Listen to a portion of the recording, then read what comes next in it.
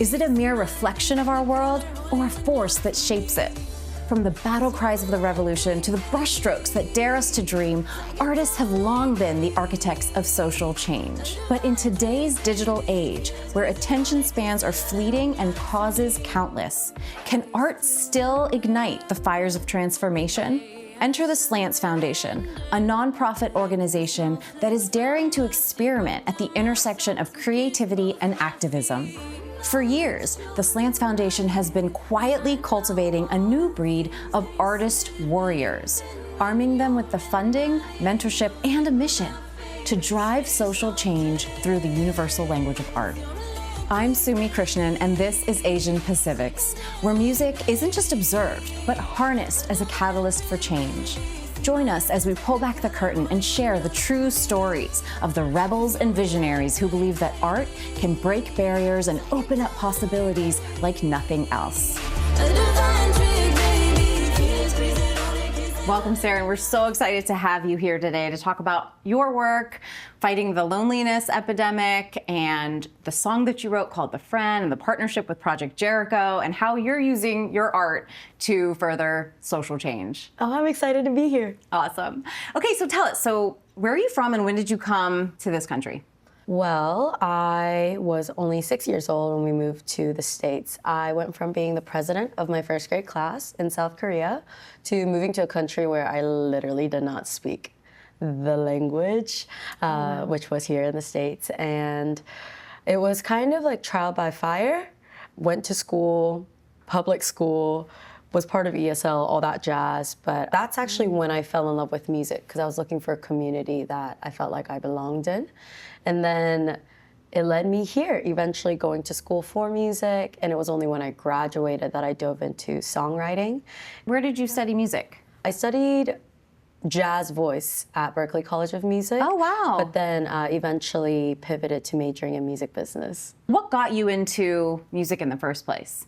Actually, it ties really, I mean, the cause of loneliness itself is near and dear to my heart because, like I mentioned, I moved to the States when I was 6, and I couldn't really speak the language. Yeah. And I remember in 3rd grade, my parents wanted to throw me my first ever big birthday bash in the States and rented out a gymnastics gym. Okay. And I got super excited, invited the whole of my 3rd grade class, and only one friend had showed up. And that's the first time in my life. That was the first time in my life I recall feeling really lonely, and that's what led me to find a community that I felt like I could speak the same language with. And I ended up joining choir. And from choir, we went to a musical performance. And there I witnessed a woman like literally singing the words from my diary, like out in public in front of hundreds of people. And her name was Glenda. And she was singing the song, I'm Not That Girl. And that's the first time in my life I was really touched by a song. And so fast forward to high school when I started doubling down on just like really diving into music, the wonderful YouTube algorithm showed me a video of this woman just making a bunch of funny noises. Later on, I found out it's called scatting, and it was Ella Fitzgerald scatting with her crew. From there, I just fell in love with the community aspect of music making, and that led me to audition for Berklee and then got in. But because I was only in choir my whole life, I was actually an alto, meaning I only sang like 3 notes my whole life. Because in choir, you're just kind of like the harmonies at the bottom. Exactly, okay. Literally, B, C, D, that's all we sing. Went into a school for music where I'm surrounded by these musicians who have been studying their craft since they were like 3 years old with their private instructors. And I go in as like someone who was an alto, and my ego was completely annihilated because I'm surrounded by all these people who have been trained for such a long time. And I actually stopped singing because, yes, I was intimidated by all the talent that was around me, but also I lost my voice because I went from singing 3 notes my whole entire life to having to sing every day without proper training. And I almost, this is my claim to fame, is I almost had to get vocal surgery at the same hospital as Adele. That is a good claim to fame. Yeah. So you had just used your voice so much, so out of overuse, you physically lost your voice. And without good technique, and I mean, it was freshman year of college, so I was not taking care of my body well, going to sleep at like 5, 6 a.m., chatting away with all my dorm mates and things like that. Right. So I just didn't take good care of my voice whatsoever. So you got vocal surgery? I did not actually. So I actually took a pause on singing, which was a big deal because I went to school for jazz voice. And you can say I had like a bit of an identity crisis. Not only did I lose my voice literally, I also figuratively lost my voice because I was used to being the music kid in high school, but I was now a little fish in this massive pond. And during that time, it's when I pivoted to music business and dove into communities of Asian Americans, and actually ended up creating a club for Asian Americans called Asian American in Music and Entertainment Club, which is still a club in Boston, awesome. which is really cool. And that's when I think I first had my taste of bringing people together that might have been on the fringes of the quote society, and in bringing people together for like a greater cause, which in this case was really doubling down on our identity as, yes, Asian American and being proud of it, and also pursuing our passions in the entertainment and music industry, which honestly, I created that club to like bring in current industry leaders to talk to us. It was quite selfish because I was like, I just wanted a reason to reach out to all these Selfish people. and strategic and I smart. guess that's one way to say it. So you created this club, and is that when you started, so you were writing songs this whole time? I was because I pivoted my major from, everything intertwines. Yeah, you connect the dots looking backwards. Looking backwards, but in the moment you think your world is ending because your plan has failed, right? So because I literally could not sing, I pivoted to music business, which meant that I got to take electives. And some of the electives were, I took a songwriting class. It was lyric writing 101 or something like that. And that's the first time I tasted songwriting with collaborators. Because before, if I'm being quite honest, my songs sounded like nursery rhymes.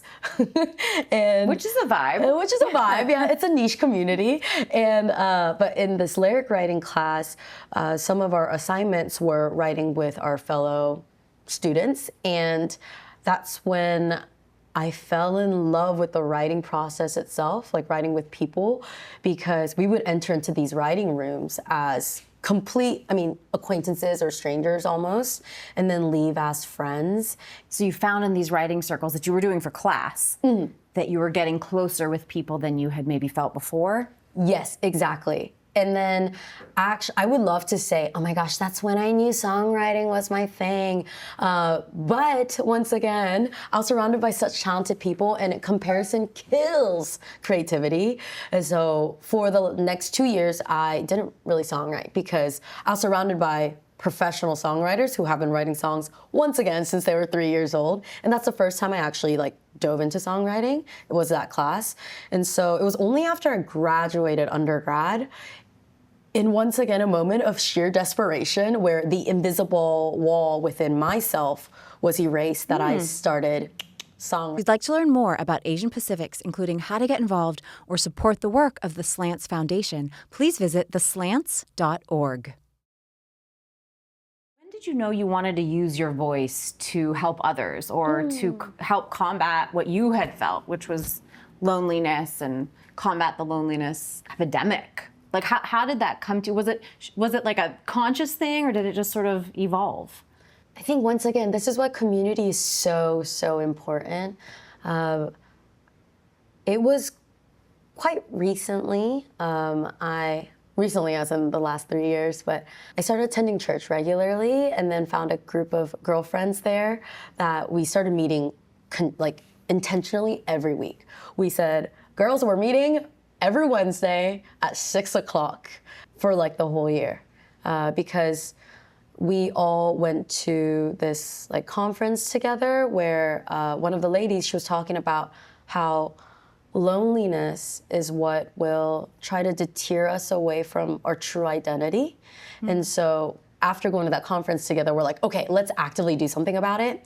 And through this community, I grew so much as a person, and they spoke into my life about the things that they see in me. And one of it was, Serin, when you sing or when you perform, we notice that people seem to be brought together. Like, what if that is something that you could really lean in with? And then when I had moments to reflect back on my story, as I'm getting to share like depths of who I am with these group of girlfriends, I started seeing the repeated pattern of, wow, I got to experience, sure, like the hardships of being an outcast or loneliness, but maybe those hardships were blessings for me to step into so that I could speak life or encouragement or hope to other people who might be feeling the same way that I have felt or have been feeling. Yeah. When did you start these coffee shop circles that allowed you to connect even deeper? Because you, in all of the work you've done and continue to do through the Slants Foundation and Project Jericho and everything, one theme has been, you connect people through music. And so tell us about these coffee shop circles and what you noticed. I literally feel like I can't take credit for all these, though, because it was just birthed through conversations and people taking a chance on me. So it was when I moved back to Dayton, Ohio, after living in London for a little bit and having a life change, I would say, by moving back home with my parents and starting over. One of the coffee shop owners named Shane reached out to me because I happened to be in his new coffee shop as they were having jazz night, and I just so happened to stumble upon it, and he just so happened to be there. And in passing, he was like, hey, Serin, would you like to start hosting something here? Because it's a new coffee shop, and he was trying to bring a demographic that was very specific to arts and young adults, that world. And I was like, oh yeah, Shane, I love to. And then that led me to dream the idea of having songwriters round continuously at that coffee shop. And the first songwriters round, we had 4 songwriters scheduled, including myself. And then about like 2 hours before the actual songwriters round, I get a call from one of the artists saying that they got COVID and that they can't make it. And so that meant that we had a 30-minute slot left. And rather than panicking to find a last-minute artist, instead had this crazy idea of, what if we just wrote a song with the whole room? The random people at the coffee shop. The random people at the coffee shop at these songwriters rounds. And thankfully, the other 2 artists were so gracious and they were so down. And so at the end of the round, with 30 minutes left, we did just that. And the response was fantastic. And the room felt like it got smaller. How many people participated? Oh gosh, I don't know. I think the first round was quite intimate because it was the first round. I think we had about like 20 people, I would say. Wow. But it was so cool because they were different generations, different ethnicities, different socioeconomic backgrounds. But it was a conversations afterwards where, after the wall was erased, people would come up and they were like, oh, like actually, like I write poetry, and they would like showcase their poetry. And so that's the first time I tasted the power of songwriting, even on a broader scale of like beyond just quote unquote traditional musicians or songwriters. And so had another songwriters round in Cincinnati, and I just moved to Texas about a month ago, so hoping to host something like that here too. Okay, so tell us about, what is Project Jericho, who are they, and why did you want to get involved with them?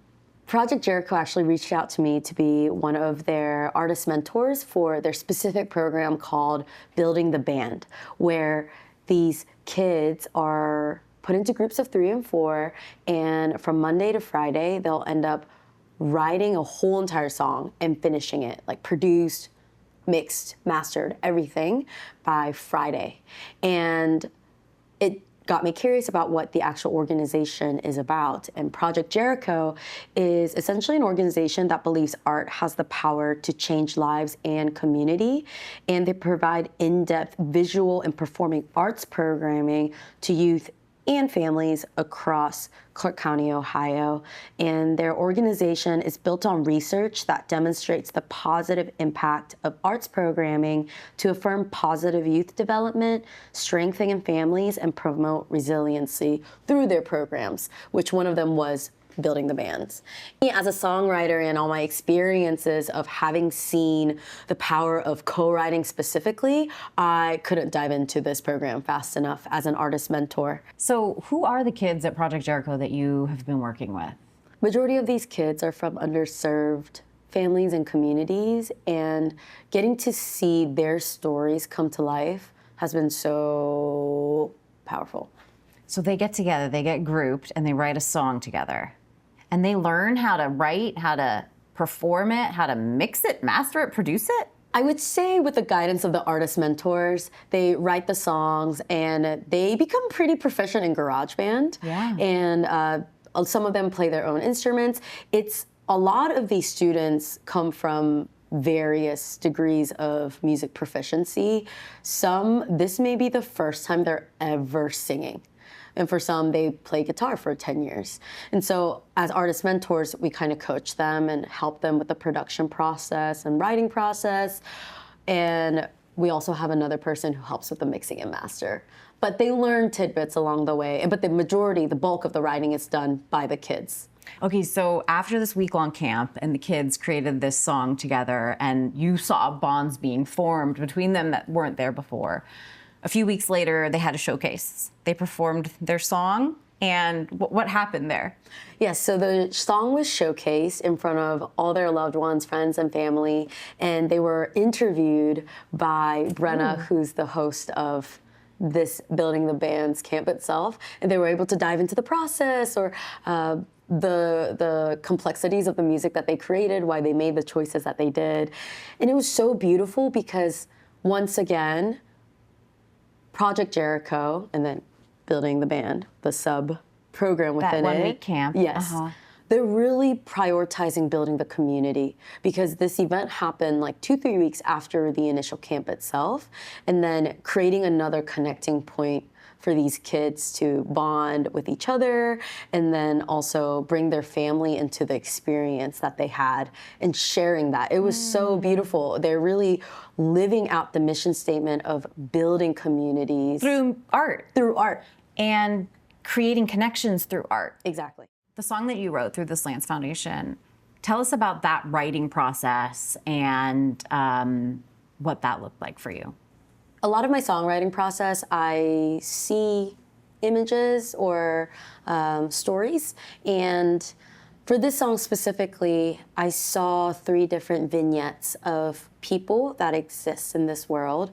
And the first one was of a girl, a woman, female, I don't know what you want to call it, in the journey of becoming herself and feeling fragile because of things that she feels like she needs to be or things that she's told she needs to be.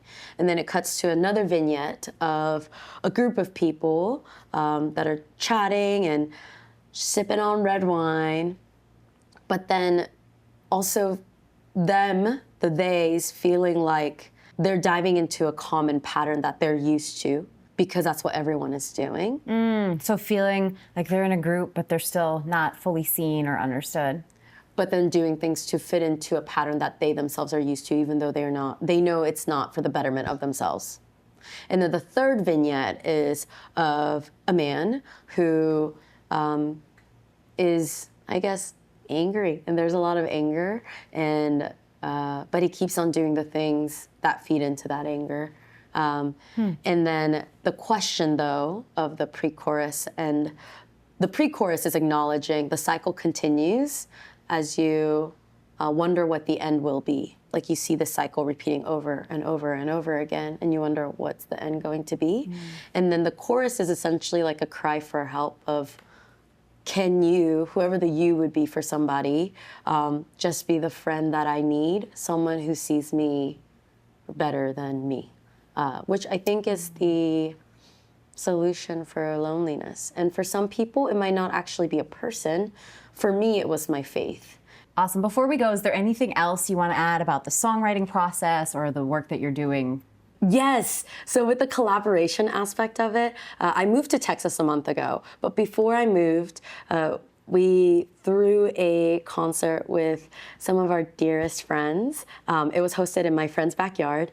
And that's when I performed the song, The Friend, for the first time, which was very fitting, being surrounded by people who have changed my life.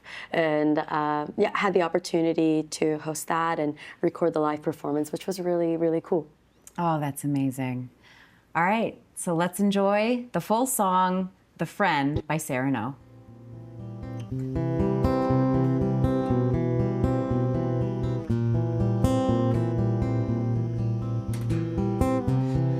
Porcelain doll, she's a pretty one. It doesn't take much to crack her open. All of the fights and arguments from the inside keeps her open.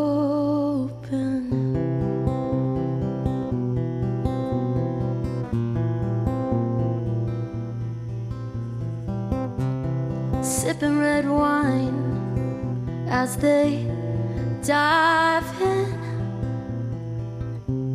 and compromising the truth they wanna live in with what they know.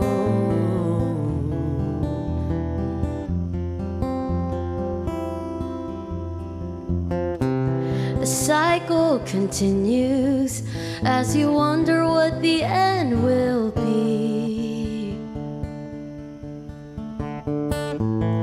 Life's not the issue, it's the lonely hidden underneath. Oh,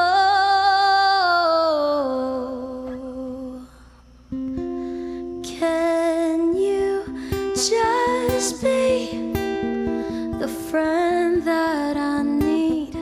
Someone who sees me better than me. Can you just be the friend that I need?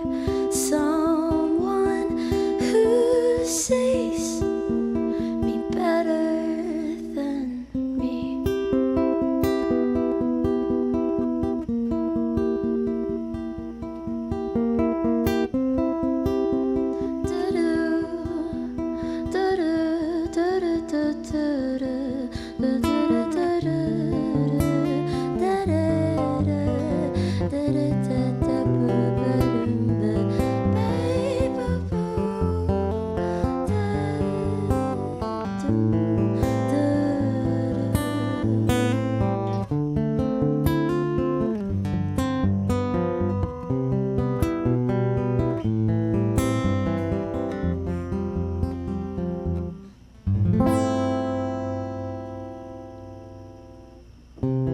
Stories untold, holding tight to what he owns, and feeding the same old scars, eating at his soul.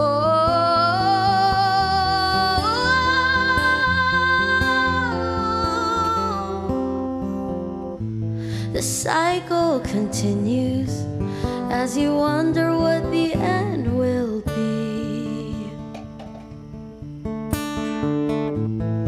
Life's not the issue, it's the lonely hidden underneath. Oh, can you just be the friend that I need? Someone who sees me better than me. Can you just be the friend that I need? Someone who sees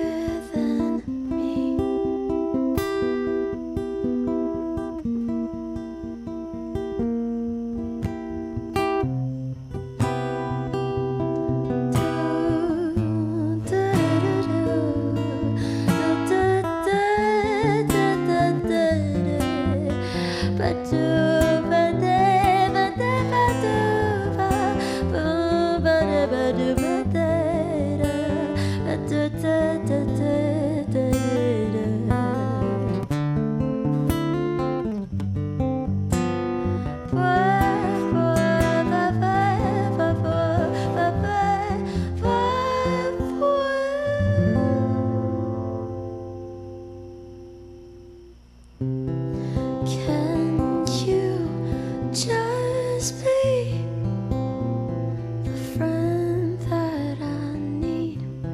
Someone who sees me better than me.